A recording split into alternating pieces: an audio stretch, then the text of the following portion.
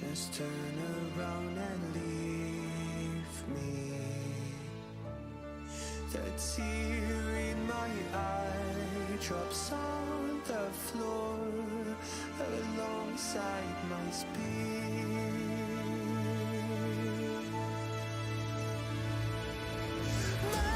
My knees are drenched in the blood I spill just to get here.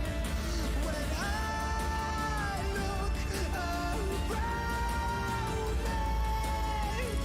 everything I had went up in flames. My lonely way.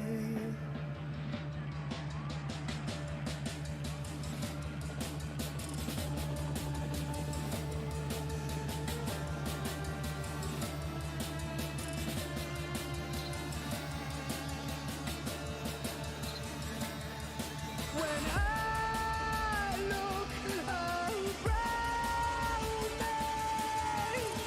everything I had went up in flames. My lonely way.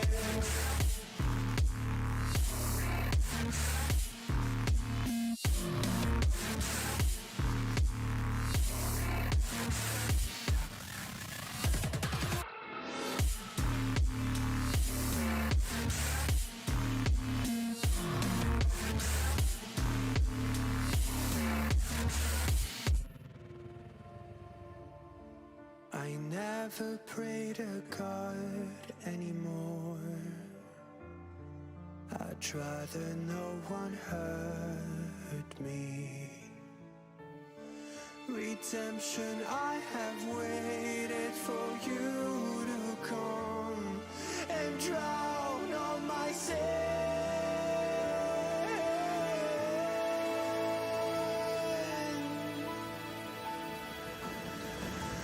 My knees are drenched in the blood. Good evening, ladies and gentlemen. It's me, George Smith, back again for the Raceface action, this time out in these GT3s. Of course, this is Season 5 of the GT3 Championship taking place in Raceface. And we are here for round 6 at Paul Ricard. Going to be an epic race. Plenty of names that we can recognize in the field. And right now, we are jumping into quali. Going to get things started out. Going to get ready to see where our drivers are going to stack themselves out. Welcome to all our viewers as well. Good to have you with me. Good to be broadcasting this race. And of course, a little quick 20 minutes quali session is going to be on the cards. And then we head out for an 80-minute race at the good old Paul Ricard here in France. A circuit that some people may not like as much. I definitely like it for racing. I think that it gives some proper good racing out on the circuit. Let's jump on board here with Jaden Gambon from the BRS EKZ Phoenix team inside his Ferrari. And we'll hopefully get to see some lap times coming out from these guys. This should be the start of their hot laps after getting the cars up to temperature. And down at the Mistral Straight, Jaden Gambon will make his way. And a driver that's thoroughly impressed me in the field. Coming over from the PS4 side of life. Played a lot of GT Sports. Now made the transition over to PC and dicing up in Assetto Corsa Competizione. Throws it into the right-hander of Cygnus. Always a difficult corner, especially if you don't have your setup right. Can be quite scary, quite hair-raising. The double right-hander of Bousset is then next. And then you make your way through the left-hander, Virage de Bendor. It's a little bit of a snake as you make your way then to the left-hander of Virage de la Tour. This is it now. And you hear the cracks and popples of the Ferrari. Good soundtrack to be on board with. And then through DuPont. So on the timing sheet goes Cornet Strauss, 154.831. Gets himself pole position temporarily. And it will be Jaden Gambon to settle 155.776. Going to be topped out here by a couple of the drivers. And it will be the likes of Junior McCall to get himself up towards the front of the order in that ATK liveried Lamborghini.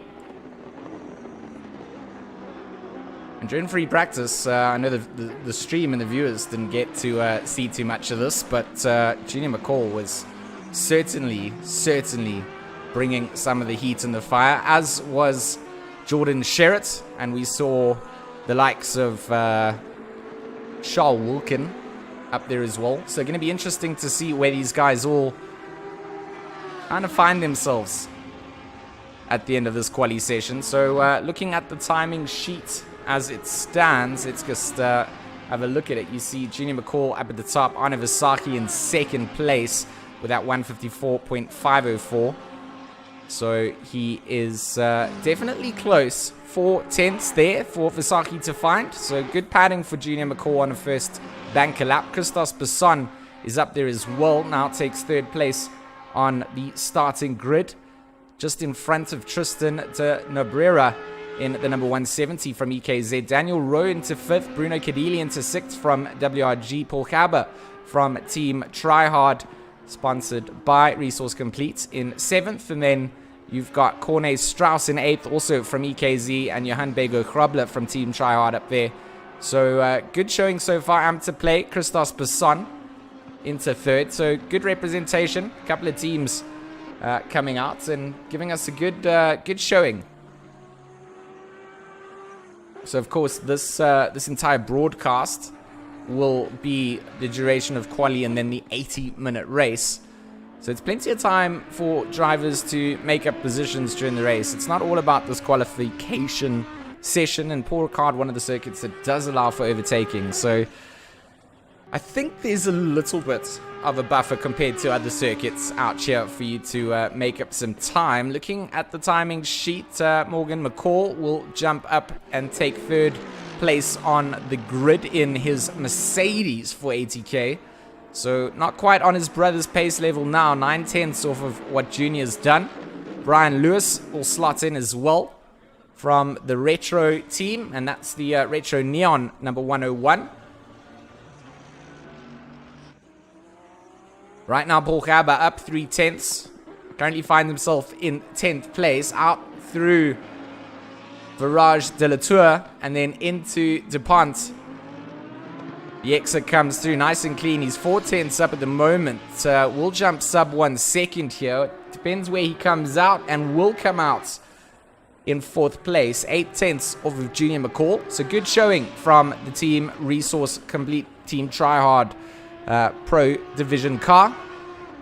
And the number 51 gets himself nicely up in the top 10. Nice and secure now from being just outside it.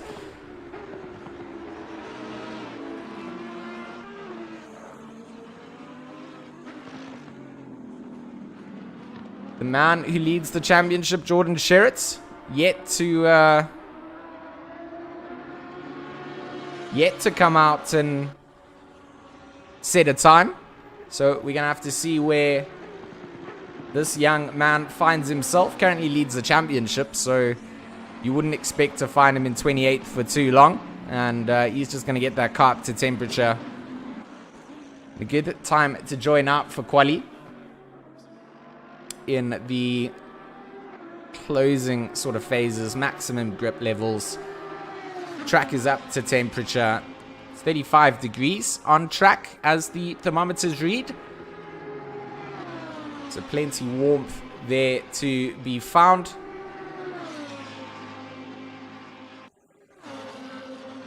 Maybe even to a level where it's getting a little bit hot. But good enough to do a couple of quali laps as Jordan Sherritt makes his way out of the exit from the Mistral Straits.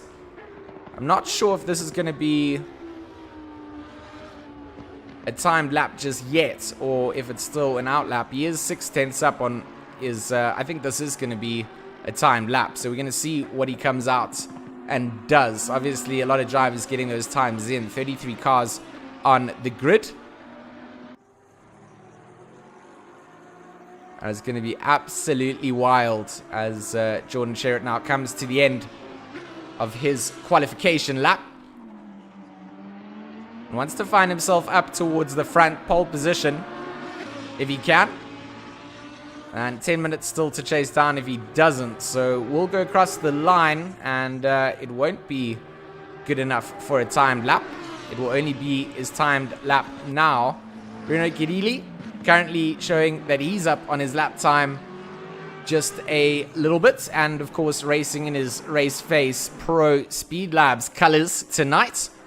Drives for the White Rabbit Gaming team, but of course one of the race instructors for Raceface Speed Labs alongside Jordan Sherritt. So if you're looking for some reasonably priced coaching, priced here in our South African rands, then head over to the Raceface website. Go and check the Speed Labs page. Plenty of group discounts being offered and specials being run if you're not on the Discord. Also a good reason to get in there. Those are where the specials get posted. Let's see what Bruno manages to do. Currently a 154.768 is quali time against his name, and only good enough for 14th place. The Lonely McLarens on the grid. Normally Jason Absmeyer would be joining Bruno tonight, but due to some work commitments, Jason hasn't been able to join up this evening. So Bruno out here, I believe the sole representative in the McLaren. Have to see what he manages to do. Last couple of corners for him. And I can tell you now, he's not too far up on that lap time. I don't think this is going to be the lap for him that's going to be the banger. I do see that Charles Wilkin is showing some Delta improvements. We'll have to go and see what he's doing here. So Bruno does go across the line, doesn't improve. Wilkin does go second. So big work in the Lexus for Mr. Wilkin here.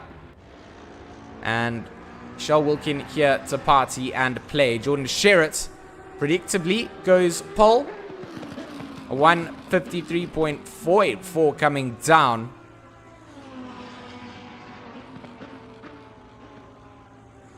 .400s faster than what Junior has done in that ATK car. Now, does Junior go out for another run in the number 99?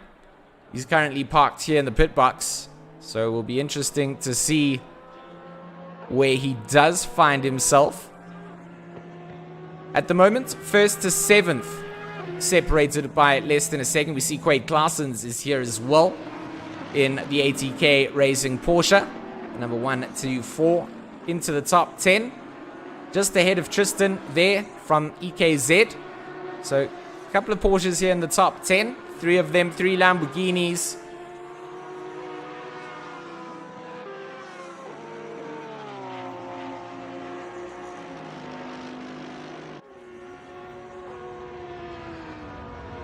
Quaid at the moment down the Mistral Straight.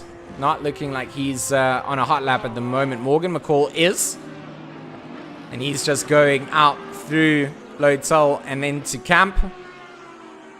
Oh, sorry, that's St. Beume that he's exiting out. And then he gets onto the Mistral Straight. So the number 514 of Morgan McCall. Not going to be one to want to be beaten out by his brother this evening. So he's going to definitely be out here trying to find something special.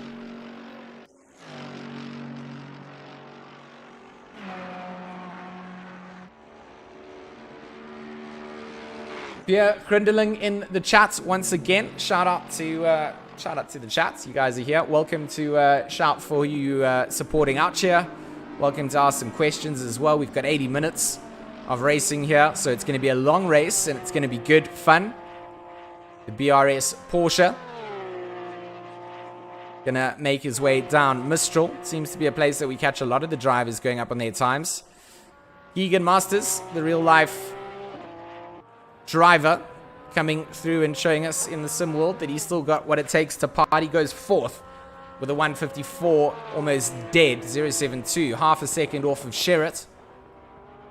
Junior McCall not yet out of the pits. Andrew Rackstraw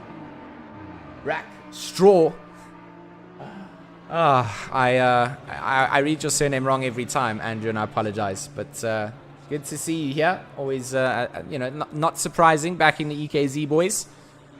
And this is what we like to see. This is the support that's there. Everybody's got their firm favorites.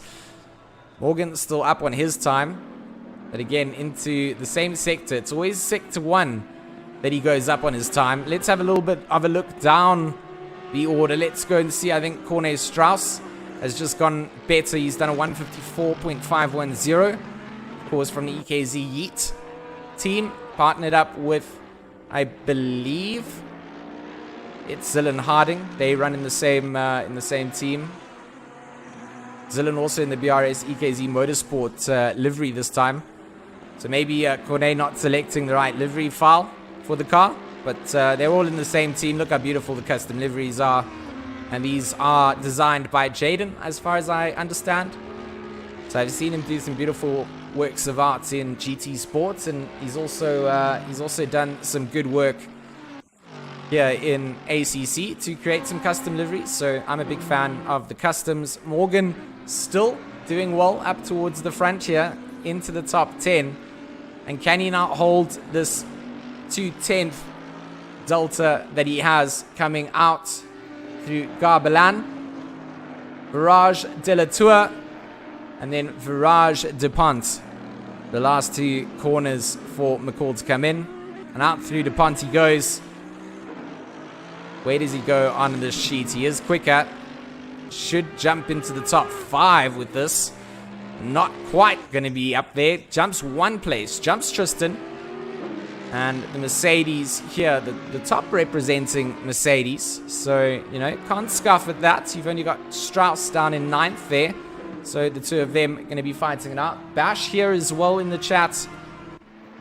Good to see you, Bash. If you guys haven't seen Bash's episode on the ATK Sim Racing Series Virtual Drive, definitely go and check it out. I enjoyed that a lot.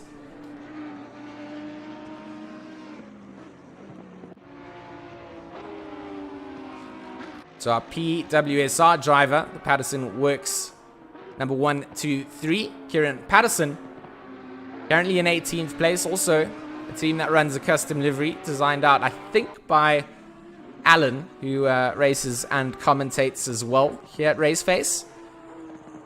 Also Kieran's dad.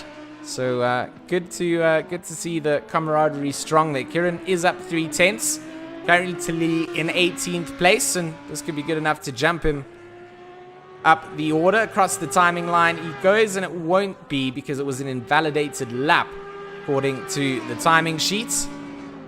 And unfortunately not going to be able to go quicker. Junior's out, Jordan is out, Wilkin is out, Cab is out, Masters is out, Visaki's out. The top 6 are all out on circuit.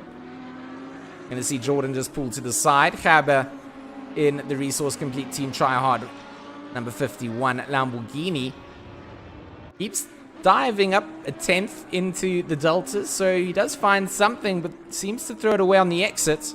So if he can just tidy up on finding the apex on the exits, I think there's a little bit more in the tank, and that 10th could definitely jump the likes of Masters. So he's going to get another shot at this. 2 minutes left on the clock. Time ticks down, waits for no one. And if you haven't delivered now, it's time to send it. Lick it and stick it. Put your best foot forward. So not going to be enough for Paul Gerber there. He's going to dive back up. Brian Lewis, the retro neon car, now out of the pit box where we saw it earlier, and setting those times in that Audi. Some beautiful metallic flake being caught on the front, and just gets it all wrong on the exit of that's the Leverie. Turn 1, and it's can be a bit of a toughie. So it looks like a lot of the drivers, let's just pull up the timing sheets, are going to be back in the pits. Quite a couple of drivers out on the circuit, but not a lot of them up on their deltas. One man that still is Kieran. And hopefully this time around he isn't going to invalidate that lap, and he doesn't. Goes 10th with that, a 154.423. second off of Sherritt, but into the top 10. And a field of 30 plus cars, definitely where you want to find yourself starting.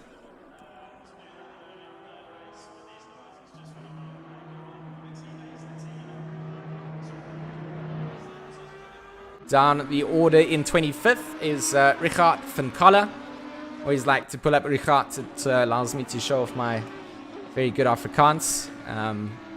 I've actually known Ricard for a long time from the Project Cars 2 side of things, and I know he's been very busy with work, but was a very competitive driver.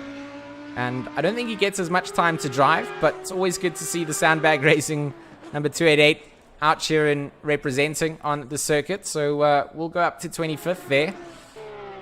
Mr. Masters showing a 10th up on his Delta, so we'll go and see where he is. And of course, as always, that 10th seems to be found down the Mistral Straight. Maybe a couple of drivers getting the slipstream right as well, timing that quali lap to sit themselves out behind another car.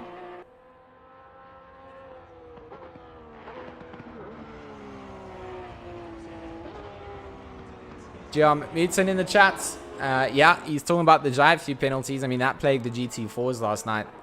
Giam himself suffering a little bit from that after having a good run up towards the front. And it will be interesting to see how many of those track limit warnings come out. Quali's come to a official end. Drivers still out on circuit are able to set their times.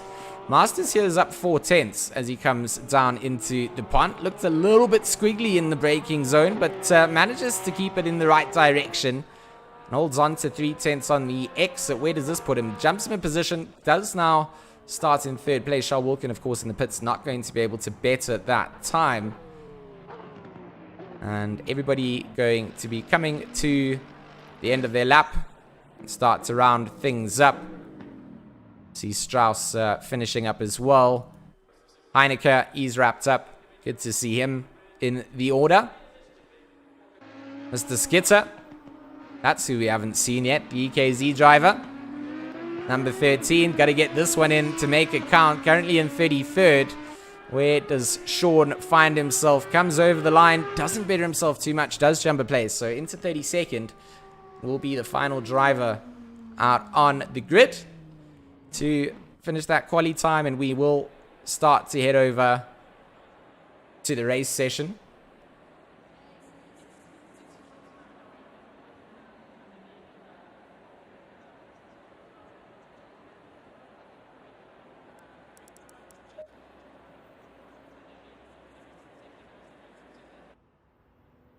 There we get a view of our starting grid. Minutes or so for them to just tweak those settings, make sure that they've got everything set up the way that they want it for this race. So when the green flags are go, that's your last real opportunity to do so. Of course, a mandatory stop is going to be served here. You can see that indicated by the little orange number next to the driver name. So just one mandatory stop for them to serve. And then we head out and we go racing. We go live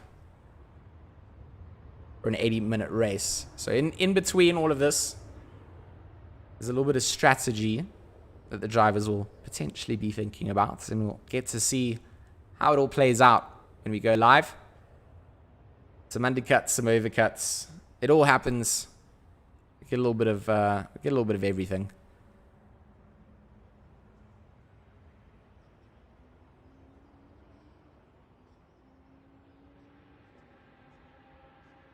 So 20 seconds left on the clock. I will be back with you guys in just a sec. I need to just make sure the timing sheets are all updating. And we'll be live for our formation lap. And we'll go through the full grid order. So I'll be with you guys in just a second as Jordan will pull us away on that formation lap.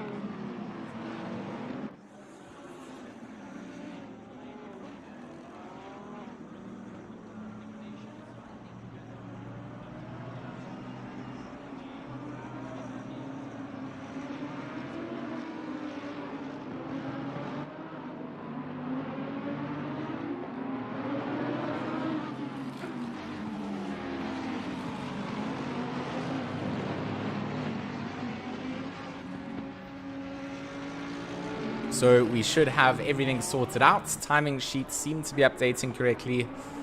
Got the right cars pulling through, which is great. And that means that I'm ready to do some commentary here today, of course. Just soloing it up in the box. And looking forward to just enjoying the racing, enjoying the spectacle that should be Paul Ricard. I mean, I don't want to promise anything.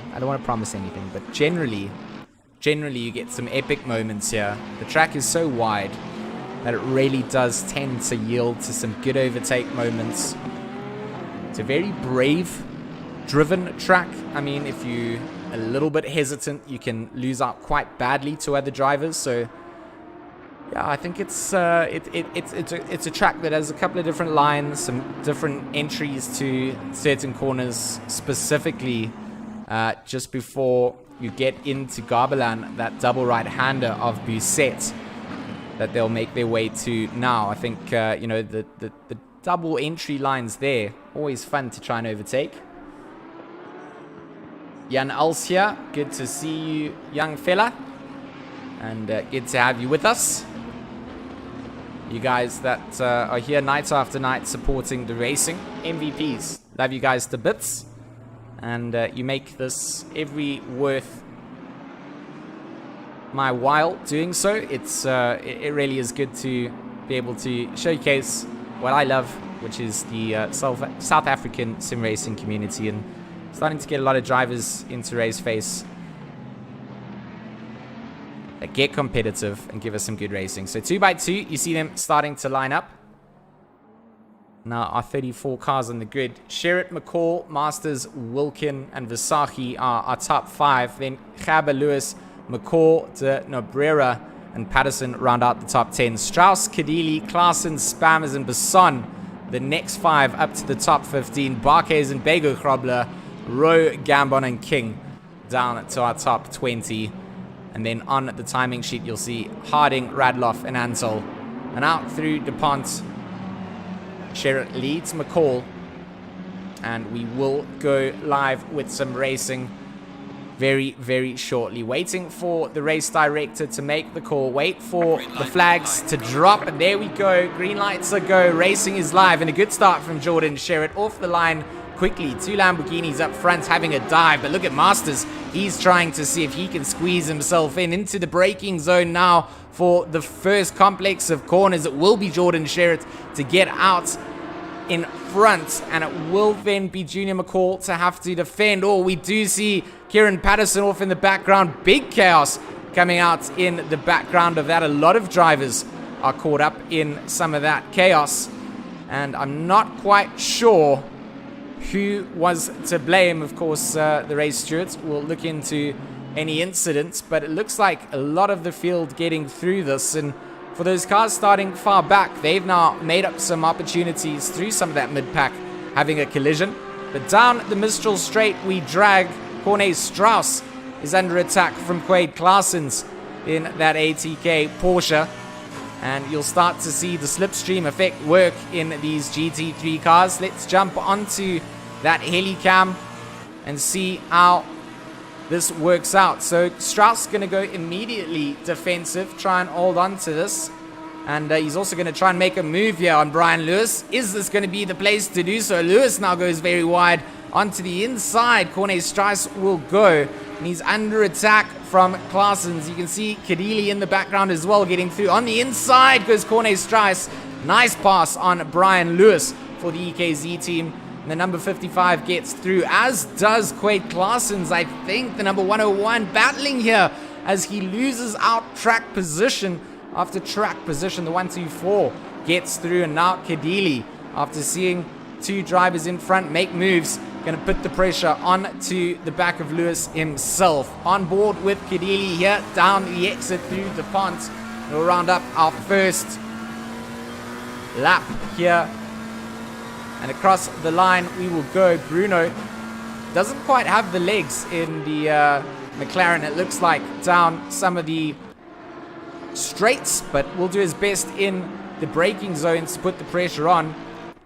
Let's keep an eye out here up towards the front as well. Mr. Wilkin in 4th place. He's got Arno Visagie and Paul Gaber just behind him. And he's doing a good job to just keep that Lexus where it needs to be. Needs to stay on the back end of Masters in front. And needs to hold on to just that defensive line from Visagie. So you can see from that splitter cam, he is losing out a little bit to the likes of Masters in front of him. Charles Wilkin doing a great job at the moment. It really is good to see the Lexus out here, a car that used to get picked quite a lot. And then I think a lot of drivers found that it struggled with the understeer later on, ate through the tires and became a little bit hard to manage. So it will be interesting to see how Wilkin does. He's done a good job at the moment to keep himself up towards the front. Looks like Barkhazen, he's going to be having a little fight out here with Christian Deploy. Let's see if we can get some helicam footage of that. And not quite going to be on the back end of Deploy, but it is Mr. Heineke coming through behind, putting on that pressure here. So Chris Heineke looking to get past, get that 21st position off of Bernard Barkhazen. And the red Mercedes will chase down the likes of Barkhazen. Just look at that view from behind Heineke's wing. Kraling, Skitter, Albertine and King all into a little train. And they're definitely going to be able to make some positions up between each other if they keep it up at that sort of pace. Let's see where Kraling comes out. Yeah, he's got Skitter all over the back end. Down the start-finish straight. Not quite alongside will the Audi go, so can't quite outbrake the M6. I actually want to see how Johannes Kraling does coming down onto the Mistral straight, because that's really where the strong side of the BMW is where it can get up through the gears and get up to its top speed. So we'll be able to see just where Johannes Kraling manages to get his car, and he's got a great tow from Heineke if you can just sit behind him at the moment.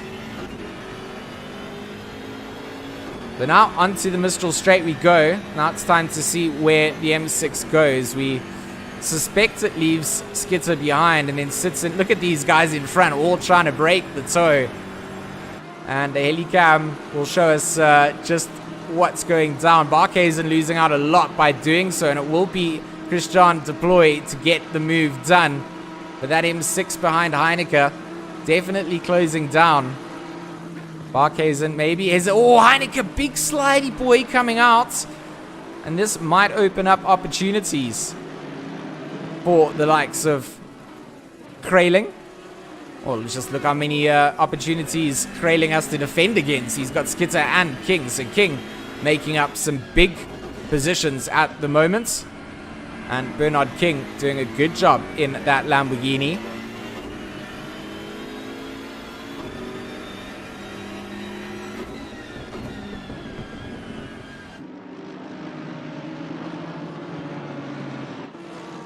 So up at the front, it's still Jordan Sheraton, Junior McCall that lead us away. But it's this battle down towards 23rd that just has so many drivers so close together at the moment that one small mistake could change up. We'll jump up towards the front because Keegan Masters is getting closer to Junior in just a second. Bruno Cadili also under a little bit of pressure.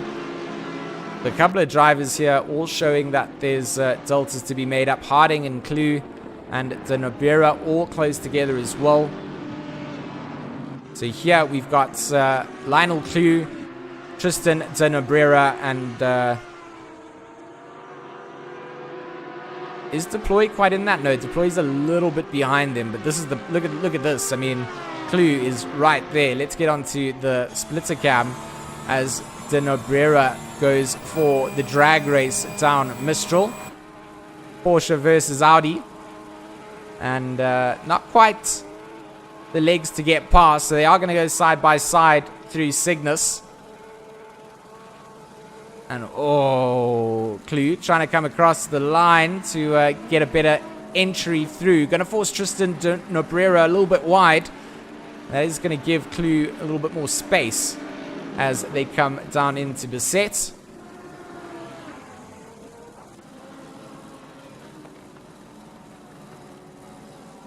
So Masters has got past Junior McCall, just as a little update there. So as I was going to switch to them, Masters gets past Junior. So Junior now going to be on the chase. Morgan, his brother, seems to be down the order as well. So I can't quite see exactly where Morgan is on the timing sheet, but something has drastically happened out to Morgan. Masters here now going to have to defend against Junior. And a good showing from Keegan in the G4 Sim Porsche to just keep that pressure up. Needs to do so. Jordan, however, once again not going to be challenged in this. You can see him going through in that pink Speed Labs Lamborghini. And Masters seems to pull a little bit of a gap out as well before the Mistral straight. We're going to have to go and jump back down to Tristan and Clue, as Tristan has got past. We saw that happen, or not happen on screen, but we've seen it happen in the timing sheet. So Clue will lose out, and then back behind them is the likes of Krayling and Bernard King. He's on a massive charge at the moment. And the Rad Racers livery looking ultra rad. Big fan, and into the slip he goes. Let's dive on board. We're going to pull out, try and brake a little bit later into the right-hander. Not going to be able to. It's almost just ease off and try and get back onto the loud pedal quickly. So not going to be able to quite hold up with the M6 down the straights. But wide goes Krayling, wide goes Heineke. And now Heineke going to be battling up against Krayling to hold that position off. Going to have the inside line through Virage de Bendor. And then exits very wide indeed. Going to wait to rejoin the circuit. He's going to leave Krayling to battle this out, because side by side he's going to go with the likes of King. King on the inside. King gets through. Where is King actually getting through on this? I mean, where did King start in all of this? I think he started in 19th place at the moment. I'm not sure where he's actually dropped positions, so he's trying to make positions up here as far as my timing sheet shows me. So maybe caught up in some of those early incidents that we saw in lap 1. We didn't quite catch it. We saw some cars in the background in some chaos.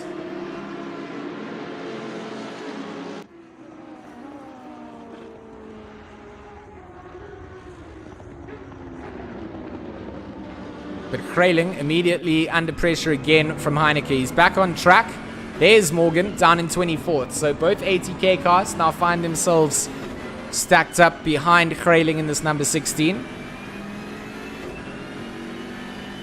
And you've got Noah Hendricks from Amped to play just behind them. So Bernard King doing a great job at the moment.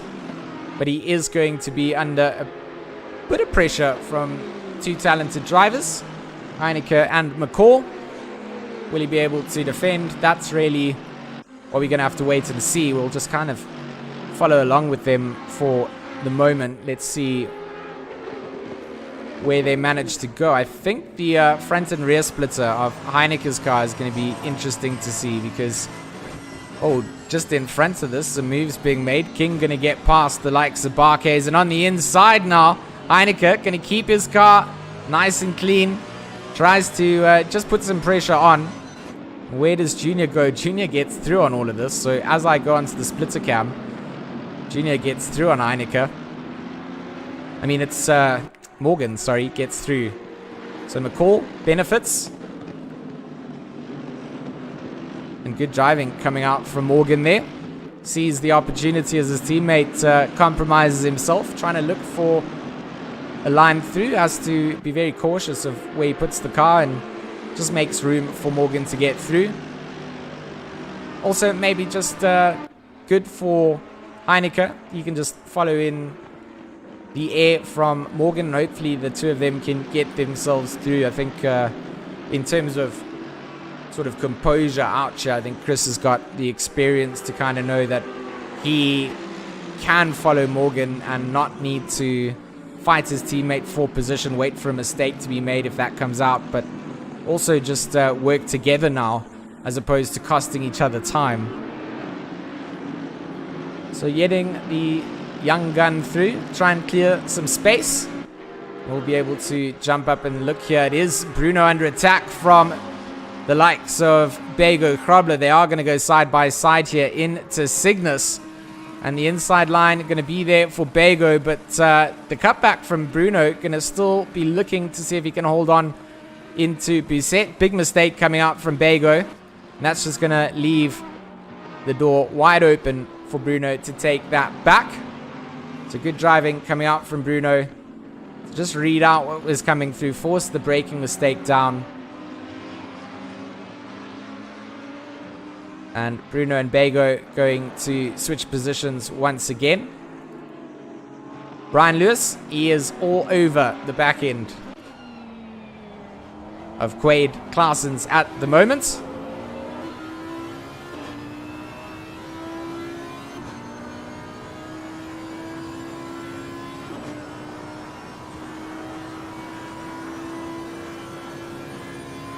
We just see there, not quite holding on to the back of the Porsche down the start-finish straight. So Lewis going to be just trying to see where he can put himself to, you know, find a little bit of space out in front of him. This little train here is Antal, Vincala, and Harding. Vincala's had a good start for sure. He's up into 15th place at the moment. So he is going to be well chuffed with that result during the first couple of laps here. Of course, that pit window did open up during the heat of the battle. Not sure if I quite mentioned it, but it is open if you haven't seen it at the top of the screen. So the pit window now there, and you know, this is where if you are in a close battle, although it's not nice for us viewers, but sometimes a better strategy than to go into the pit box and get yourself out in some clean air where you don't have to defend. So Lynn Harding looking like he's going to be on the attack down the Mistral Straight. And he will still be putting pressure on. Oh, Antal getting all kinds of loose there. Gets it clean once again.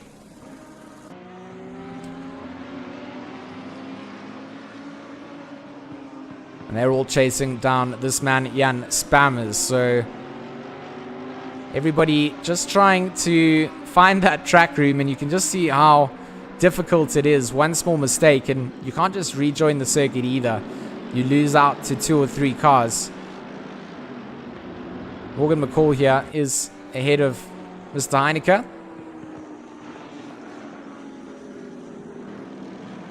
And will be putting pressure onto Krayling here. So Krayling hasn't quite... Oh, sorry, it's Morgan that got through Krayling, and then it's Heineke that is now trailing, trying to get past. So Krayling just needs to maybe even let Heineke through. He's got an hour and 3 minutes of racing. Doesn't need to rip through his tire sets at the moment. Can find that rhythm. You see he's making mistakes. Those runoffs are going to cost you track warnings, and picking those up are going to be big time penalties if you do convert them into a drive-through. That will cost you way more than a couple of seconds and one position, just letting a driver through. There I see Noah Hendricks and Christopher Radloff.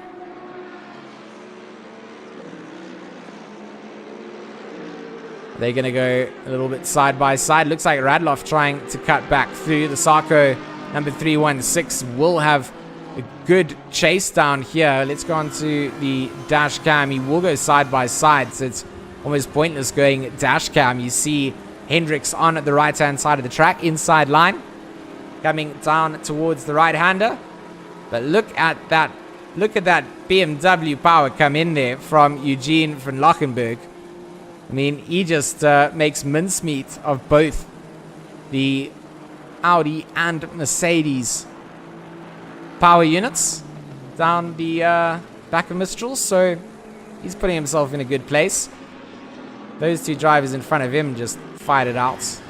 He just waits for that straight and he's got it.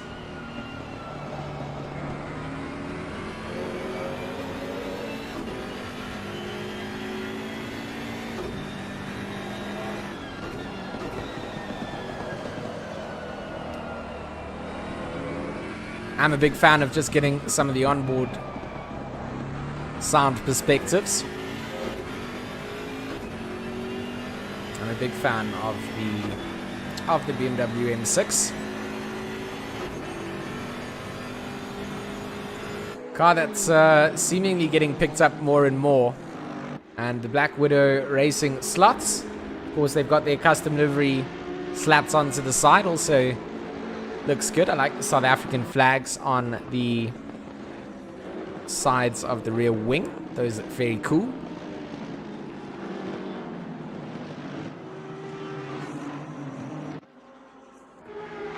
So Versace and Wilkin are right on each other's heels, and Charles Wilkin here in that Lexus still doing a good job, still holding down fourth. And a lot of pressure coming out from Versace. You can just see Gabber starting to have a little nose behind them. Starts to see that these two are going to cost each other time. That's exactly the time that you want to pounce. So Versace in our leading Bentley at the moment, going to be trying to find a way through. Tries to cut back out of DuPont. Tucks himself right up behind. And immediately defensive goes Charles Wilkin. He wants to set himself up for turn one. Very not an easy corner. Does hold off the inside line. Sets himself up to have the inside exit, I say, but good drive coming out from Arno here. Might be able to stick it down onto the inside braking line. I think he will be able to. Where does Wilkin cut back through this? That was magic move coming out from Arno. Knew where he needed to put the car and actually didn't defend the inside line or go for it because he knew that the exit would open up for him if he gets the drive through. And now look at Gabber. He's all over the back end of Wilkin himself. So good drive from Versace.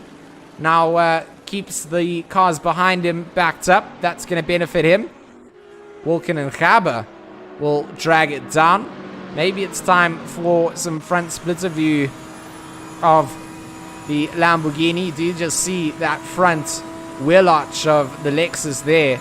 And oh, that's going to be Wilkin. Wilkin with the drive in the Lexus. Going to go around the outside. He will. And Gabber, he can make up a big amount of positions here. They are going to still stay almost 3 wide coming through. What a dance they do into boost sets. And now Gabber is going to have the inside line against Wilkin. Wilkin will have the inside line for the next left-hander.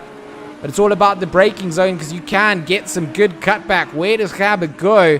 Does he get the cutback? He tries to, but Wilkin just makes that Lexus oh so wide on the exits and just kind of puts himself laying across the passageway like you're blocking your brother from getting to the TV remote. So Paul Gabber got his hands full, and Arno Versace exactly what he wants. He needs these two to keep this up. We saw just how strong that Lexus is in the slip down Mistral, if it is tucked up behind the likes of Versace in the big boats. Some really nice driving coming out from the drivers today that we've been able to see. De Nobrera, he's battling it out with Mark Antel, the number 170 versus the number 111, of course, the Porsche Showdown. And it does also feature out the likes of Zillan Harding.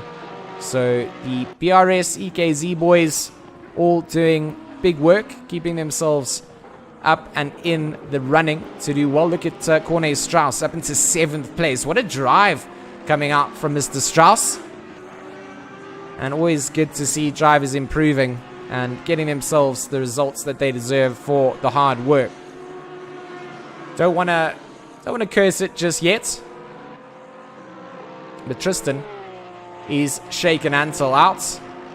And looks like Antel feeling a little bit bothered out by the likes of Harding. We get to hear the whine of that Porsche down the top end. Listen to it. It screams as it gets to its top end. But look at that Mercedes in the slip. Catches back up. Not going to quite be in the place to have a move. But certainly if a little bit closer out of the exit before Mistral, I think that Harding most certainly can start to have a look at that.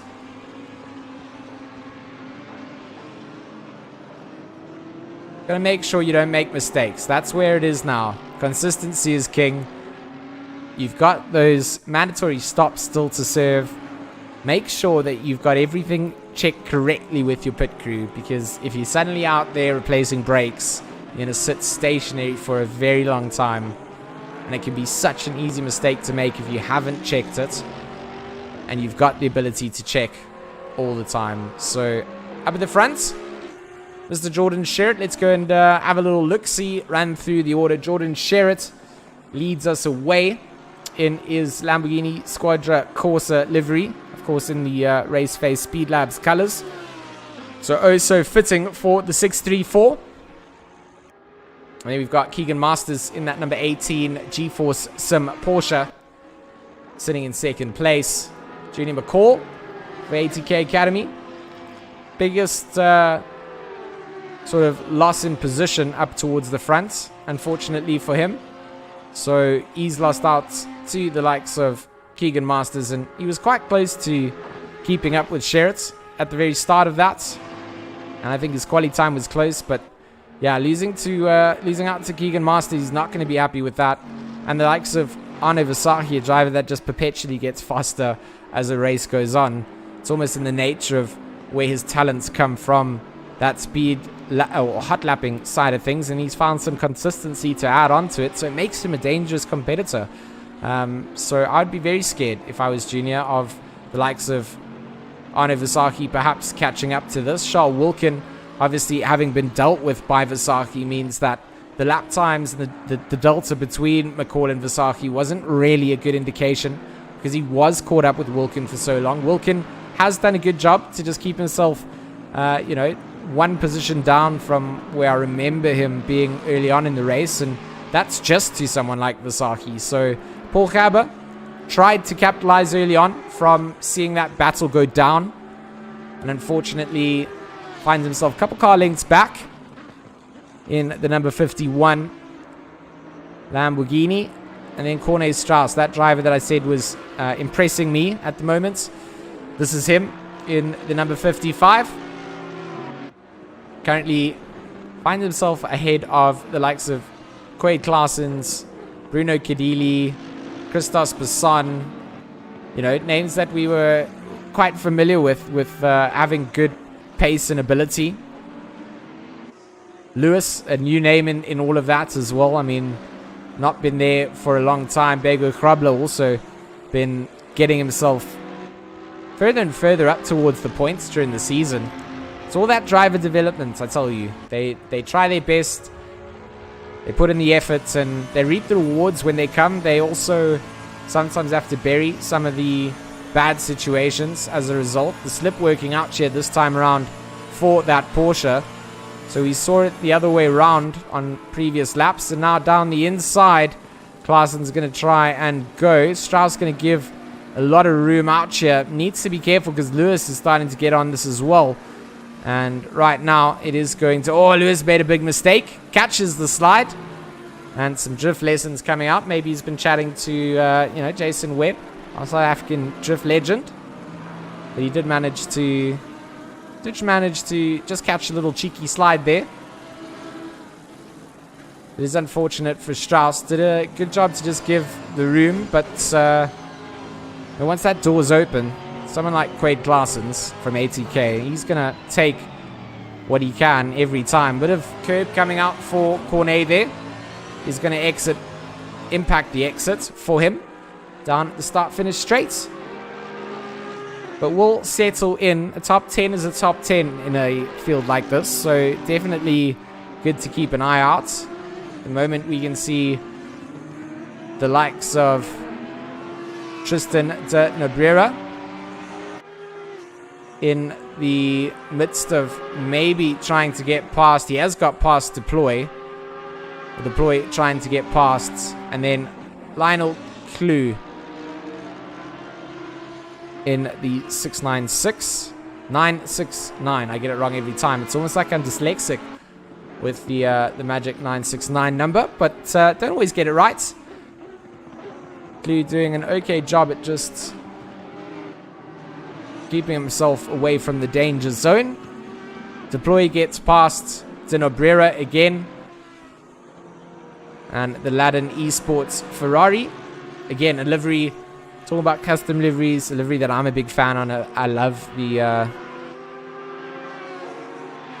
just love it. Absolutely love it. I think it just fits. Look at it. It's beautiful. It's glorious. And right now it's under attack from Tristan in that Porsche. He's going to try and send it. He's going to try and bully for the inside line here. The two of them are going to not want to give one another an inch of track space if they can. Oh, big hang slapper comes out from Tristan. And oh, into the barrier he goes. That was just not what you wanted to see. Let's go and see what we got from the onboard of that. Not sure if we can actually get a replay of this. We're going to try. So here we go, on board, into the slip. Goes to pull onto the right side, try and get on the inside line. Settles back through. Oh, there's the slapper. Tries to go. Oh, and it's big. Oh, and it's barrier. I mean, his rearview mirror is just showing completely the wrong thing in the replay. If you guys saw the rearview mirror, and it will be the end of his race, because that was a big amount of damage that went down to Tristan's car.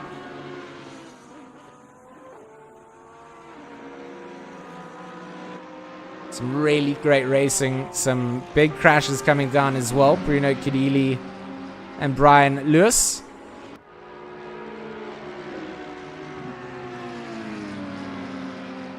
Showing up on the timing split. So Bruno now going to start to see the likes of Cornet Strauss in sight. Oh, Lewis going to try and send it now around the outside of Cygnus.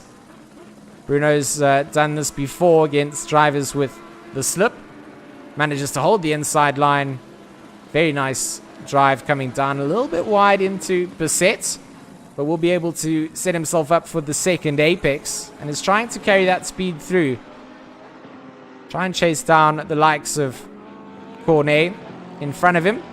And Cornet is still all over the back end of Klaassen, so he's done a good job to just kind of keep himself in a good position. It's all possible positions here for Bruno. Go on to a little onboard. We can get some downshifts of the McLaren. Let's get a little immersion lap on board with Bruno as we see where he comes out towards Strauss. If you guys are in the chat and you are enjoying it, don't forget to leave us a cheeky like. If you haven't subscribed, that would be great as well. But here's our immersion lap with Bruno. Pour yourselves a drink if you haven't already and enjoy some of the sounds of the 720S on the chase down towards the likes of Strauss and Lewis all over the back. And we might as well actually switch out to Lewis in doing so, because he's all over the back end of Gadili here. So maybe this is where we want to see it down.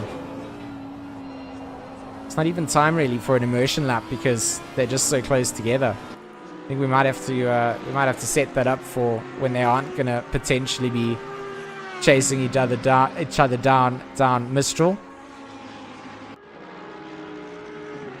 This is really a test of the BOP, right? Is what your top end is at the end of 4 Ricard.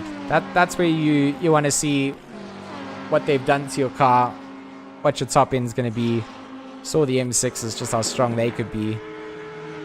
And it does look like the Audi, if it sits in the slip against the McLaren, is a little bit quicker too. Most cars in the slip will get quicker. But even from being quite far back, the 101 did make up a lot of space. Look at Strauss here. Maybe he's the onboard that we want to go with. Strauss all over the back end of Claessens. And at the start of the year, it's not a battle that you would expect to come out. A couple of lag spikes coming out for me as a spectator. I'm not sure if it's custom liveries that might do it. Bit of a tank slapper from Cornet there, does catch it. That's going to impact his run out onto Claessens, but will allow Bruno to come in. So we see Lewis going into the pits there. Mandatory stops going to be served out, and I think he's our first. I think he might be our first pit. So if we jump down the order, we might see a couple of no's. So Chris is pitted. Barkhuizen, Gambon, Patterson, and De Nobrera have all done their sort of mandatory stops. So Lewis is one of the more front-running cars at the moment that will go into the pits.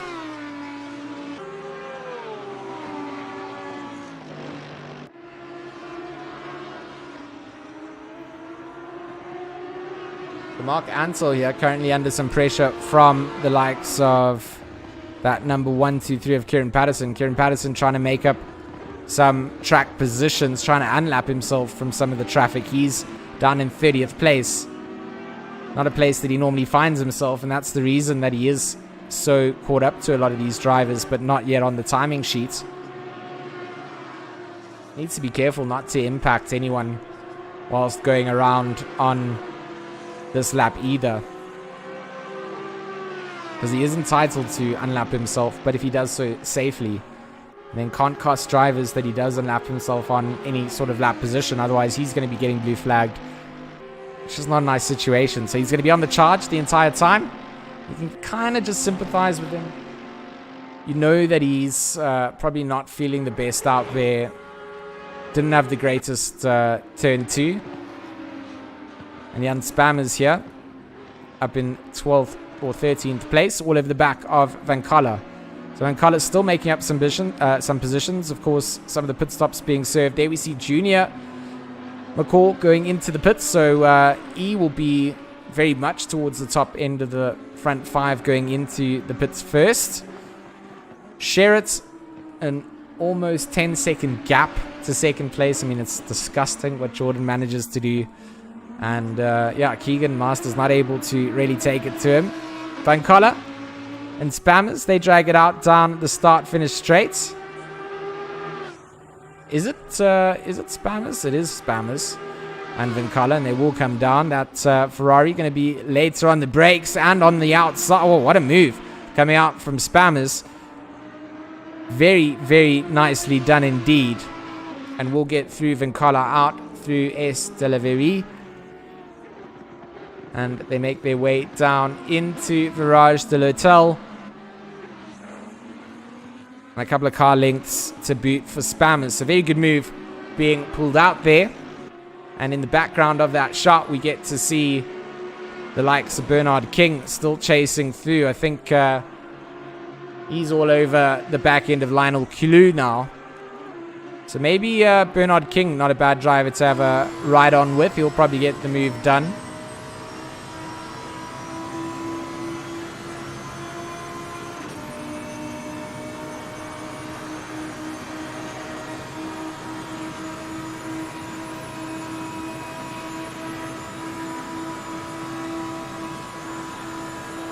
A little bit of rubber banding, perhaps, between the two drivers going down. Definitely shifting up some strange positions. King goes ultra wide, but carries a lot of the momentum through and does get past. So up into 13th place now. And I believe he's now gained 5 positions from where he started. I think P19, then to P13.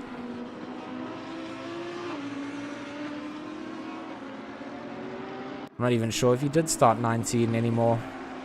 It's very confusing. I need to make a listing of where everybody started out.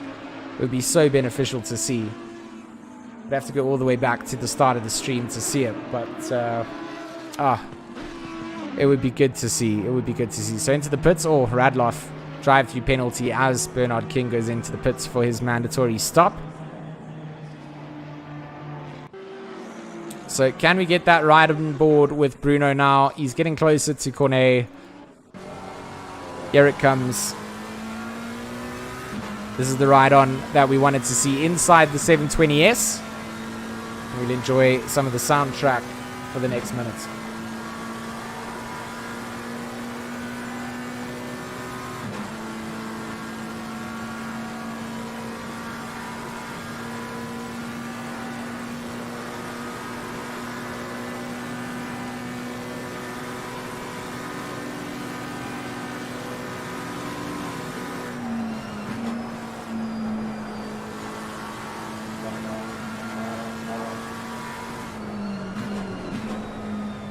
We'll see the move getting made, and Bruno just going to hold that inside line. We'll just stay with him, we'll do that lap, just to note the pass onto Strauss comes through.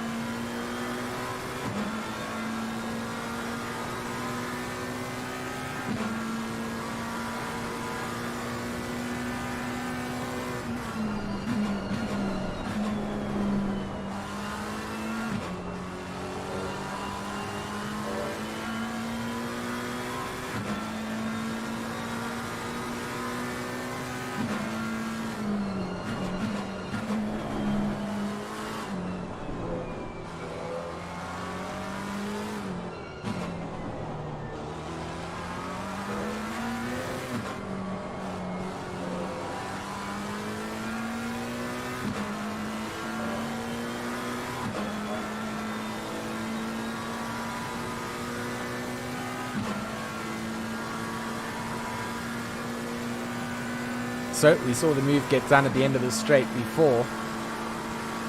And I do enjoy the soundtrack. And people know I'm a bit of a Porsche fanboy. I'm going a little bit McLaren based because obviously I am the team principal for Rabbit Gaming for our racing division. And our team absolutely loves the McLaren at the moment, so we're all feeling it. Oh, Eugene van Lachenberg. He's also found himself in a good place. Driver that I have not got to talk about, so now I finally get to talk about as well in shots at the same time. Alan Goslet. Now, this is a name that I have not got to talk about in sim racing in a while. And I mean, Alan was in the Project Cars 2 seed when I was casting that, and a very dominant force there.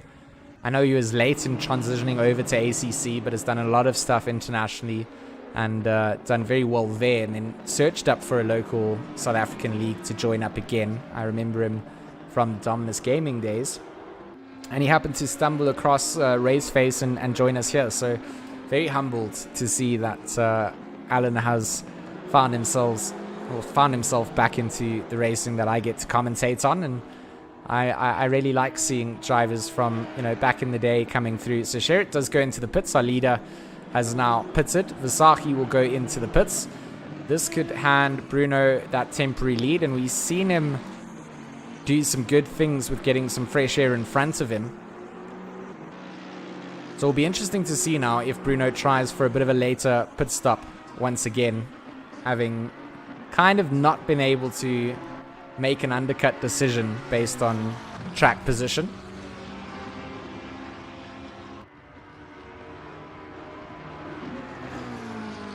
But will just be important to see what he manages to get done. Might still go into the pits in the next couple of laps and not try and extend that pit stop.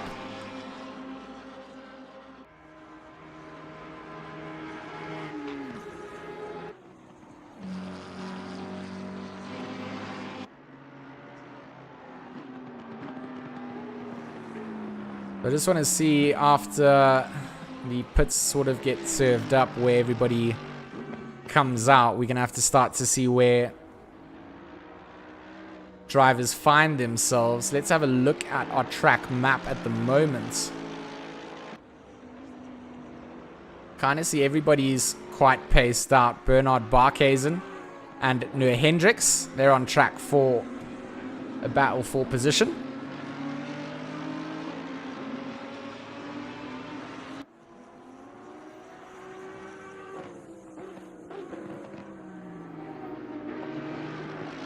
Let's get rid of the timing sheets and the track map so that we can observe what these guys throw down.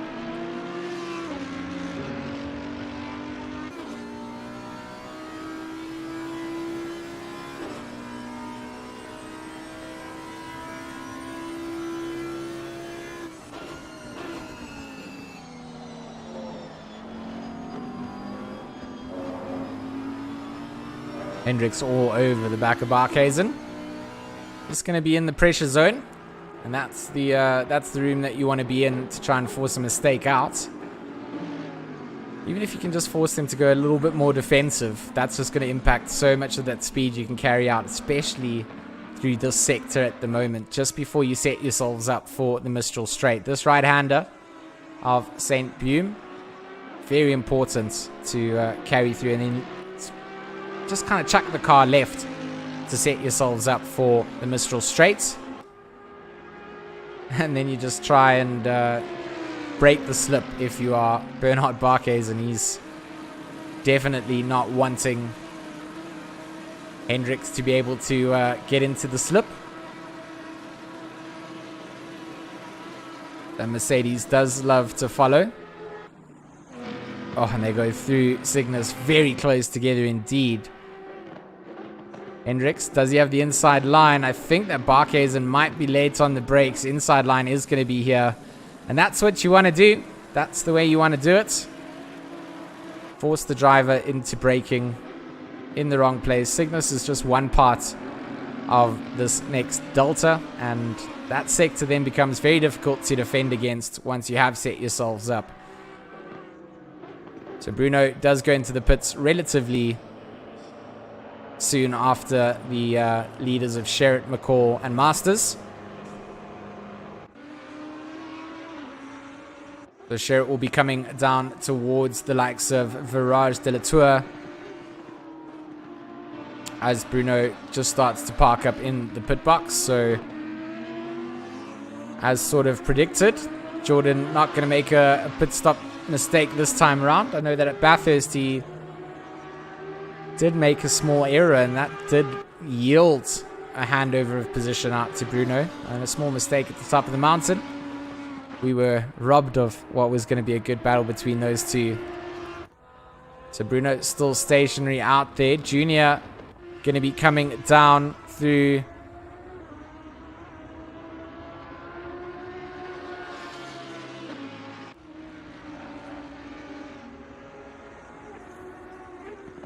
so I don't think that trying to see where the likes of Kidili will come out for position.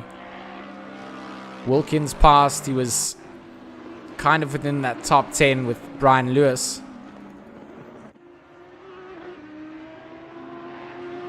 So I'm not sure quite where. So Kidili does come out. He's in 10th place.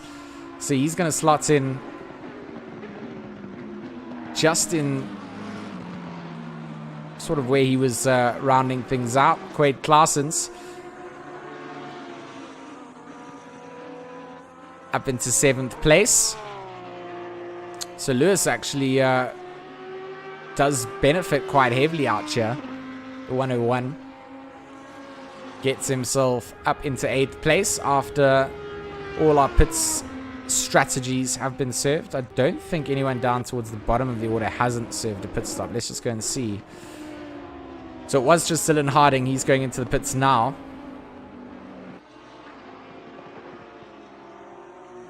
And Mr. Strauss comes out just outside the top 10. So just behind Bruno again. So those two have definitely slotted themselves back into position. Bego Grobler he was definitely putting that pressure on to Bruno. We've seen them change up positions, but he will be under pressure now in the last 30 minutes. Basson and is it Van Coller? It's not Van Coller on track at the moment. That's the number 43 of... Who owns the number 43? Can we see them on the timing sheets? A little bit further down.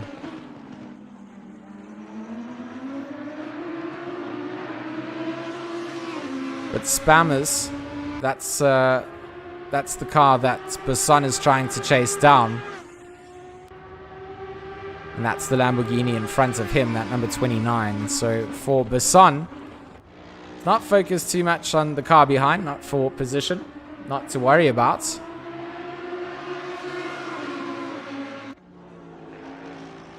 It's in P30, so that's Daniel Rowe in that, of course it is, in the Audi. So Daniel Rowe finds himself caught up with a bit of traffic that is not for him to really battle with, so has to kind of mind his nose, not interfere too much, but definitely just holding on to the back of Basson at the moment.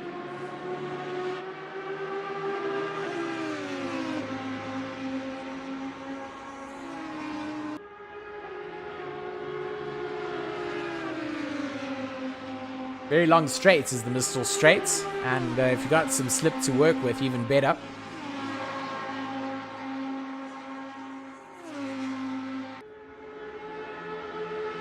But not quite going to be enough for Basson on this lap to get too close behind. Bernard Barkhuizen showing on the Delta as losing out some time to the likes of Hendricks behind. And Hendricks just trying all the lines to carry the speed out onto the Mistral Straights in the sector. You can just see him ducking and diving around.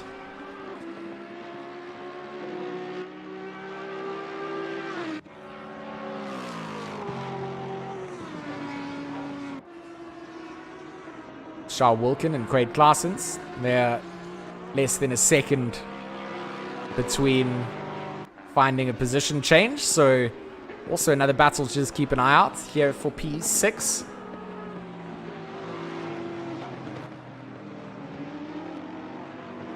Just waiting for the timing sheets to update as the guys find themselves in different sectors. But this one is definitely one to keep an eye out on. 6/10 behind is Claessens as of the last update. We'll have to see where that updates at the end of the next timing marker.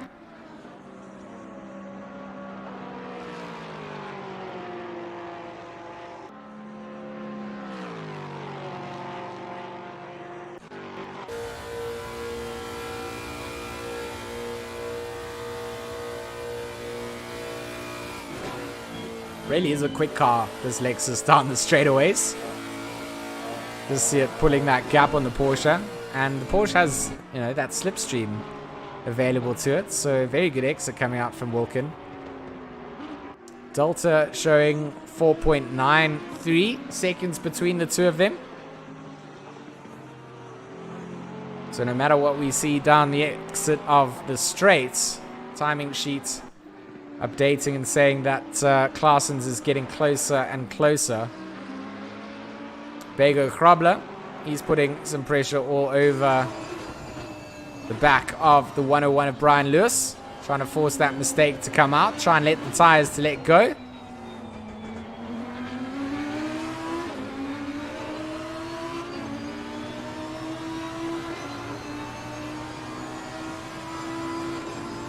I really do love this dash cam that you can get. I like the splitter cams as well. Gives you some good good sense of the racing. Brian Lewis going to be trying to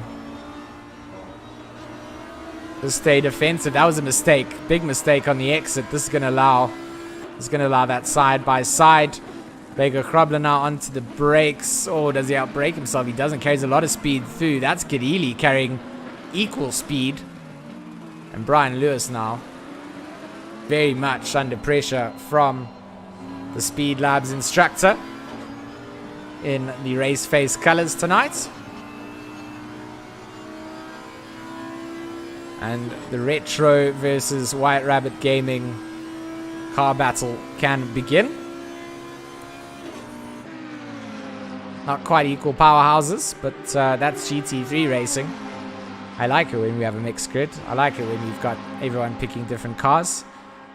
At the moment, a lot of Lamborghinis will show up on that split sheet, and that wouldn't have been the same thing a couple of months ago when we saw the Porsche meta. That was very much popular.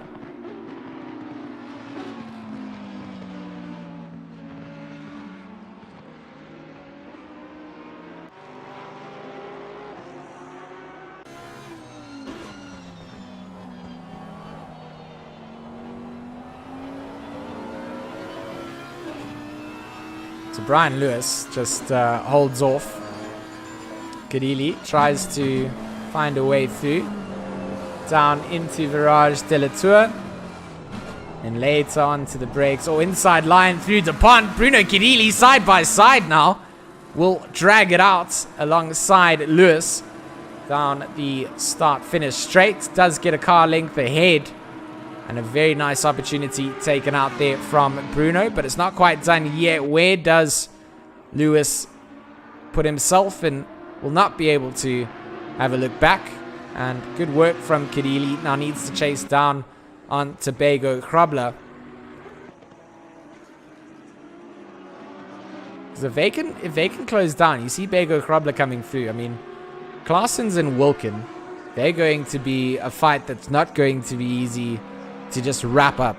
So if they get ultra battly down into the last 20 minutes, Bego Krobler, Bruno Kadili, even Lewis, they can all hang on to this and see if they can benefit. Or Lionel Clue gets a drive-through penalty for track limits. I want to say naughty, but it's so hard here at Paul Ricard not to pick up those track limits, and something you have to manage, unfortunately. Claessens still not finding that little chink in the armor of the Lexus driven by Wilkin, but we'll continue to just have a look out and see, you know, maybe there's still an opportunity to do so. Can't have bad exits, needs to nail every apex. Consistency from Wilkin has always been something that he's been good at delivering. And Quaid, a driver that I've become very much more familiar with during the last couple of seasons, as you know, sim racing has grown, getting to see him compete internationally, locally. Wilkin, of course, winning out the Toyota Esports Challenge that I was involved in on the rally side of things in WRC 9. All these drivers get involved in different bits and pieces, so it all adds to some of the story and getting to know them. And a lot of the guys I haven't met in person, you know, so it's all just a online relationship that you build up, but you really start to get a sense for who these guys are, and that's what I've really loved, and being able to kind of tell their stories as they come out to the circuits throughout the season for Raceface. I'll sign up for that any day over racing, and I'll leave that up to guys that, you know, have the time to put in to being as quick as they are. It's not an easy thing, sim racing. And I think a lot of people think it's just a case of plugging in the wheel and going. It's really not. You can get around a circuit almost relatively easily. I mean, most people that have driven a car can drive in a sim rig. But to do it at these pace levels and to stick it next to cars that you're playing against players that live on all different parts of the world, of the country. You've got different internet service providers. You've got latency. You've got netcode. All of those factors can impact a race. So it's like a balancing point. You're following a car, but you're following to a point where you're putting enough trust into them that they're not going to make a silly mistake that's going to end both your races. And he's putting enough trust into you following at doing the same sort of thing to not make a mistake. And at each time you're risking, you know, maybe a disconnect, an internet drop. The sim racing it's very different to real life motorsports. I like to keep them very separate to one another. I enjoy both of them individually. But sim racing, very much different to motorsports. It's based on motorsport, but at the same time, oh, and exiting the pits there, it's going to be an absolute murder zone for Wilkin. And he's come back onto the racing line here. This is not what Wilkin would have wanted to see. Let's see if we can just catch this again. Did he cross the pit exit line? We're going to try and get a replay. I do have to apologize. The custom liveries do impact us being able to just jump back immediately. So here we go. Out through DuPont, down the start finish straight, and Wilkin here, straight over the pit exit line into the back of Patterson there, and that's an error coming through, and then gets back onto the racing line. I think that's actually clipped Bego Krobler. Oh, it's gone from bad to worst. Wilkin there, absolutely not what you want to see. Unfortunate circumstances. I think Bego Krobler getting tapped up there. Hopefully doesn't get too much damage coming through. But that could have gone a lot worse. Could have been a 4 or 5 car pileup with some of the leaders. And in the driver's briefing, it was discussed that the pit exit is very much owned by the drivers in exiting the pits until the exit of that solid white pit exit line. So drivers coming down the straightaway cannot come across that solid white line, and you can see why those things are discussed.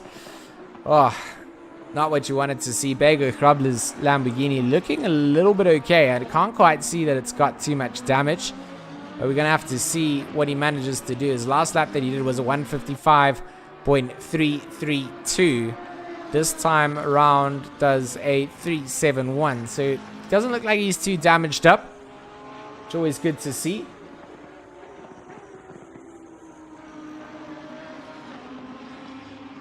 Tristan says that I'm butchering his surname, which is, I probably am. I don't know how to say your surname, so if you give me a pronunciation in a Discord DM, I can always fix it. I've butchered many a surname. It will not be the first. So just hit me up with a pronunciation of how we say it, and I'll sort it out for you. No problem, mates. I apologize for butchering it, but at the same time, it happens, and I'll sort it out for you in the next stream. So Basson here, still got that pressure out from the likes of Daniel Rowe, but that's not an on-track position battle. So Rowe's just settled in, just trying to get around the circuit, get to the end of the line. But both Wilkin and Patterson into the pits, so that's changed things up towards the front. Junior finds himself in a comfy little second place position, and you got to say, I mean, he went early into the pits, and that's definitely worked out for him. The number 99 now out on circuit. He's 5.9 seconds ahead of Masters. And Vasahi in 4th place here. He's 2.8 seconds down the road from Masters. And then we've got Gerber, Claessens, Bego Krobler, and Kadili, who are all a decent way off. And did Jordan just get a drive-through penalty? He did. He clears it out.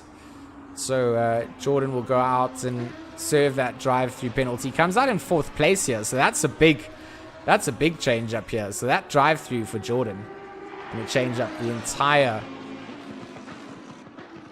purpose of this race. So Junior will now take over the lead. And it will be up to Keegan Masters to see what he can do. So a big shift up towards the end of the race here. And Keegan with 18 minutes on the clock. 5.8 seconds to make up to get to Junior. Arno Vasahi will be under pressure from Jordan. You do see him on the Mistral straight, very far in the distance. But based on lap times that have come out, I mean, Jordan holding down the quickest lap so far of the race, as far as I can see, a 154.192. 154.645, the quickest for Morgan. A 426 for Masters. And a 708 for Versace on their race pace levels. So Jordan definitely has the best lappability under race fuel levels. But he's also picked up that drive-through penalty for track limits. So if he pushes one more time, there's no more warnings sort of left out there.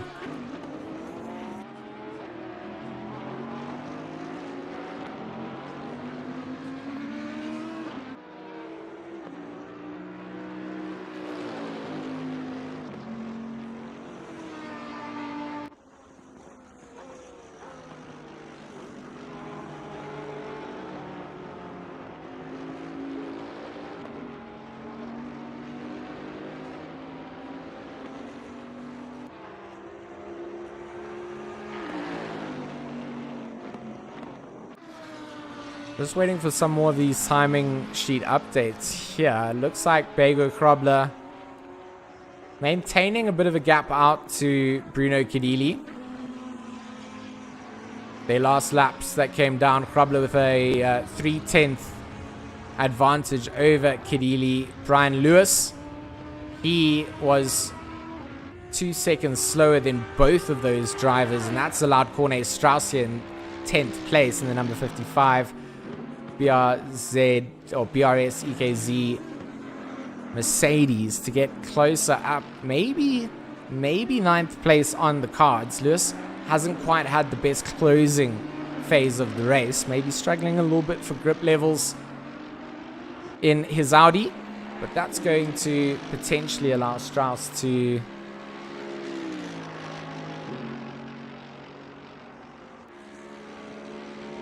get through the order here.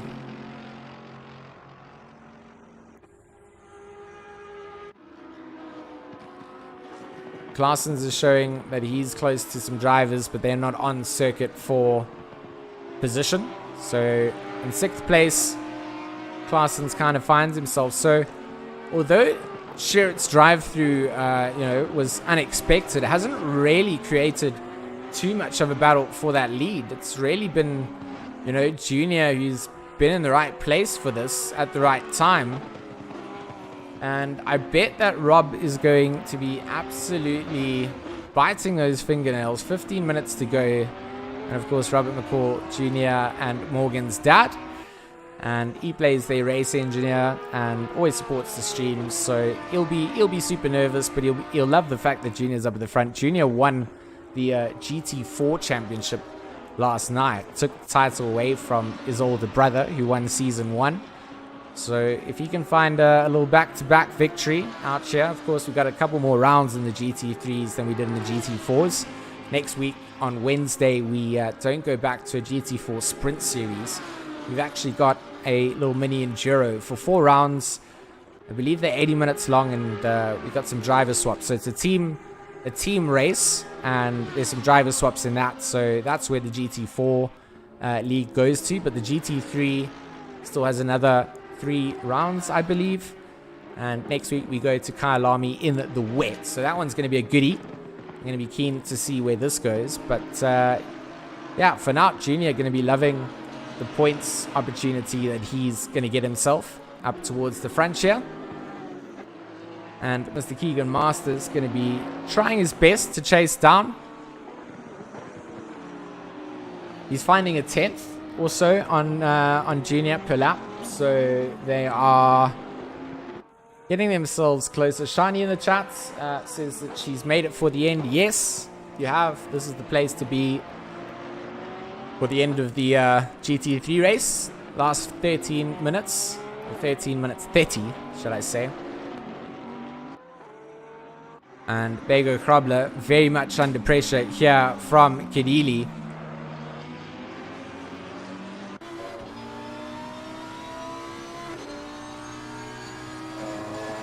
Lamborghini just does have something special in that mid-corner exit. Really has some grunt to get going. And I said it didn't look too damaged up, but that Lamborghini doesn't look like it left the factory like that, to be honest. So maybe Bego Krobler is nursing just a slight amount of damage onto that car. But they are certainly getting closer to one another. I mean, Vega Crabber's last lap, almost a 157. So that was a big slow lap coming out from him. I can't help but think maybe a little mistake got made. It's normally where those sort of time deficits come up. Basson still going to show on the timing sheets with a fellow Audi driver. That's Rowe down in 30th place, holding on to Basson for 12th. So not getting in the way, not able to quite get past to unlap himself. So just sits in, settles for the ride.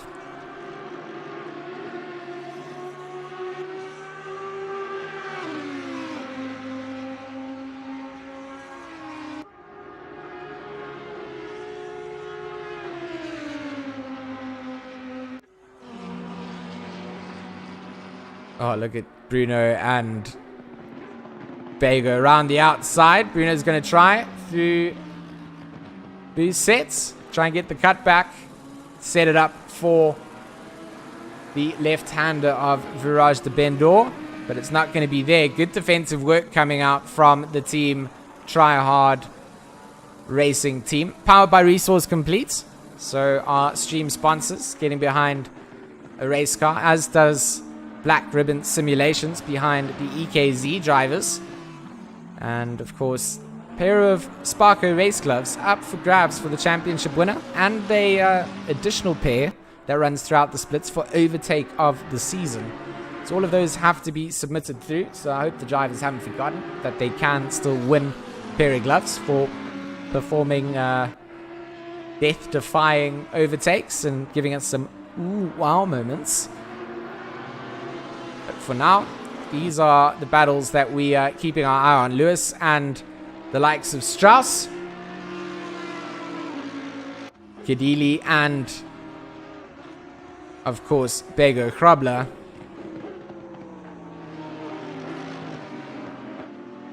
And they're really the ones to keep an eye out. So Masters has made up another second. Or should we say half a second. 4.5 seconds to the back of Junior McCall as of the last timing split update. Up towards the front. So that's where we're going to have to just see. Does Junior have what it takes to take this all the way home? Pit window is now closed. Pit window closed. Don't think that makes a difference for any of our drivers. Everybody's served their mandatory stops. And as things stand, Junior McCall leads on Keegan Masters and Anna Misaki on the third place of the podium. And it has been a good drive for that man, Anna Misaki, in that number 94. It's gone for the consistency side, put in the good lap times. Best lap time so far, 154.708, so sub 155s, as did a lot of the front 4 or 5 drivers. So kept himself up there, had some good lap times out there, and has so far managed to avoid that infamous drive-through penalty, which is what has put Sherritt down in 4th place. And I thought that Sherritt would catch up to Visaki a lot quicker, but he hasn't quite done that. So still a fair bit of room for Sherritt to make up here before Visaki might feel threatened with that podium position spot. Last timing sheet update between McCall and Masters is that McCall's made up an extra 10th on Masters. Lewis and Strauss, these two are definitely heating up. Final 8 minutes. Strauss going to be wanting to get this 9th place spot, and feels like he's fought for it from the start.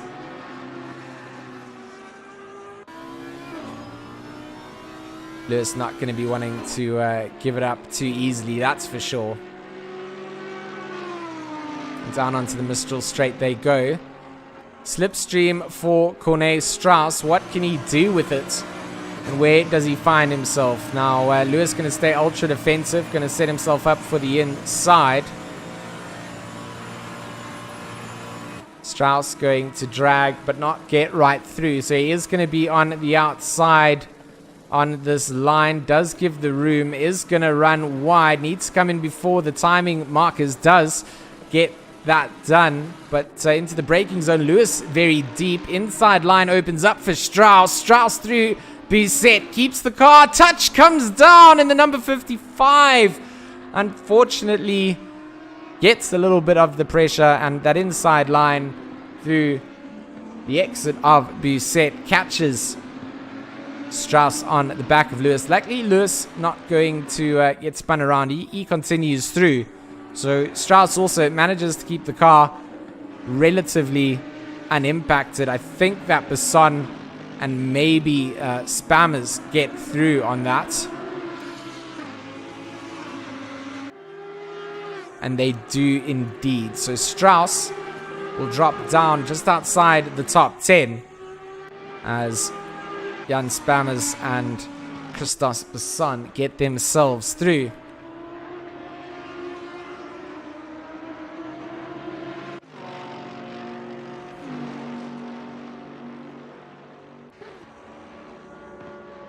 Hendricks and the likes of...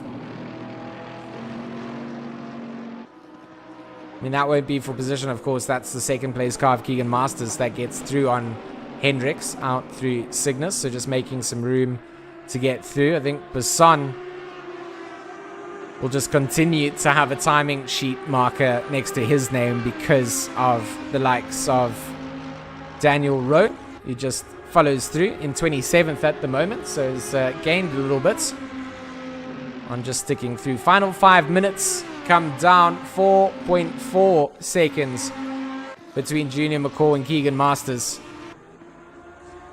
And it really is starting to look like this one is going to be all for Junior McCall to lose at this point. Alan Goslet has gone into the pits. What has he gone in for the pits for? Is that to serve a additional fueling strategy? Oh, I didn't see him get a drive through.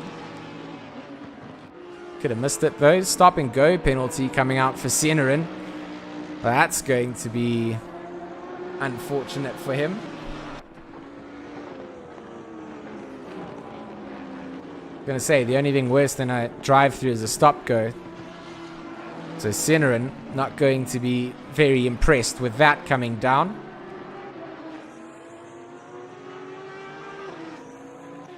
Kadili still getting closer and closer to Bego Krobler as per the timing sheets. Sub 1 second. 4.5 or 4 minutes 50 on the clock for them to go. Just going to see where Junior is on circuit. So he's going to finish this lap out. He's about 1:10 in here, so finishes this out with another 40 seconds. That takes us down to 3 minutes. We got room for 2 more laps here at least. This lap and maybe 1 more. But I mean, this lap 1 more and then maybe 1 more, should I say. So after this lap, we'll just have to see where things come down. I don't think that Masters is going to be able to close this gap down at all. Vasaki is a lot closer to Masters than Masters is to McCall. So that risk of McCall losing the first position spots is more the risk of Masters losing out to Vasaki. Let's see the last lap times here. 156 dead for Masters, 155.5 for Vasaki. Half a second quicker on that last lap. If you can keep this up, this lap and a lap to go, Vasaki could be right on the back end of Masters' Porsche. These guys doing a good job at the moment to keep things ultra competitive up towards the front of the order. And Jordan Sherritt, 3.5 seconds down the road, going to be limping a little bit in that he can't push that car with the risk of a drive-through penalty, but still going to be trying his best to get onto the back of Vasaki. And almost immediately you can see that the gap between McCall and Masters increases. 4.8 seconds between them as Vasaki sits 1.1 seconds behind. He's going to be very close to getting into the slip here. Not going to be quite in it. As you can see here, he's a little way off sitting into the slip of Masters. 2 minutes 40 on the clock. Where is Mr. McCall? He's definitely going to come out through the double right-hander. Going to be the end of this lap and 1 lap more. That's what's going to be called out here. It's up to Visagie to get this all done. Jordan Sherritt, he's still on the charge. Down in 4th place. Paul Gerber doing a great job to hold on to 5th. As Bruno Cadili, he's lost out. He's down to 8th place at the moment. Is Bego Krabler just... sorry, Bruno hasn't lost out. Bego Krabler just maintaining that 1.1 second lead over him. Bego hasn't really been able to eat into the likes of Quaid's Delta. So the 124 from ATK sits in 6th place. Where does Arno come out here? He's sub 1 second, 0.7 of a second. 7/10 separates Visagie from Masters after the last timing splits. And this will be the final charge.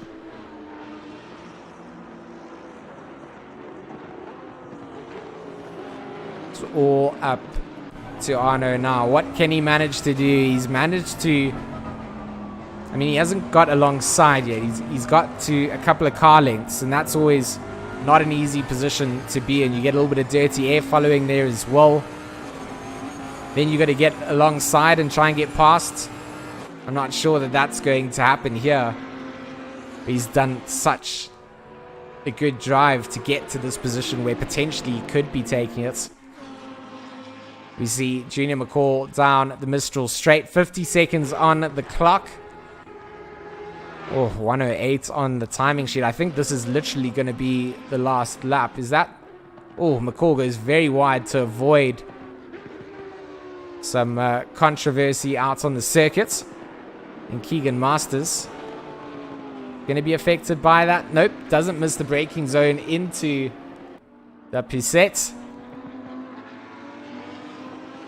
And a couple of corners left to go here. 20 seconds on the clock. I think this time is going to click down before we get to the line here. I mean, it's going to be very close. Currently on a 140. I think there's going to be an extra lap out here. I think there might be 9 seconds, 8 seconds. It's going to be super close. He's on a 150 at the moment. Does he go over the line to give us an extra lap? Yo, takes the victory. Masters will go over to take 2nd place. Visagie takes 3rd. That was so close to being an additional lap coming out. Jordan Sherritt takes 4th. 5th place should go to Paul Gerber in the number 51. Down to the line that went. And Junior just gets over the line as the timing sheet ends. Couldn't have timed it better for himself to end the race, but Visagie would have wanted 1 extra lap to get something done. So Paul Gerber from Resource Complete Team Tryhard Racing takes home 5th. Quaid Claessens takes 6th place. Bego Krabler from the other team, Resource Complete Team Tryhard car, takes home 7th. Kadili wraps up with 8th. Brian Lewis takes home 9th, and 10th place goes out to Brian Lewis. Or, sorry, Cornet Strauss over the line. Could have seen some drivers exiting out. I'll pull up the overall timing sheets just to show you where everybody finished up. But it was a good race down to the line. Jordan's drive-through penalty robbed him of that victory. But a good win coming out for Junior McCall. Back-to-back victories. GT4 last night, GT3 tonight. Paul Ricard is his playground for sure. So, guys, thanks a lot for joining me. It's been a great race. Solid 80 minutes in the casting box, and I thought it flew by. I really enjoyed Paul Ricard. Like I said, it's a circuit that does give us some good overtake moments, some good slipstreams, and I really thoroughly enjoyed it. So big shout out to all our drivers. Props to the top 3 for their podiums, and we will most certainly be seeing you guys next week when we head out to our home circuit of Kyalami on Thursday. That will be interesting in the GT3s because we are going to pretty much see how these guys handle the wet. I believe it's going to rain, and that's going to be a little bit interesting to see. So thanks, guys. Thanks for joining me. I'll see you guys next week. We'll be back on Wednesday for the Enduro Championship for the GT4 replacement rounds. Obviously, those wrapped up last night, so we've got something special. If you guys want to enter into that, check out Raceface on Discord and Raceface.Pro on the World Wide Web. As I said before, my name is George Smith. It's been a pleasure bringing you the race action. Massive shout out to Resource Complete and Black Ribbon Simulations, are race sponsors. If you guys want some of that coaching, head over to the Raceface Speed Labs and sign yourselves up for a session.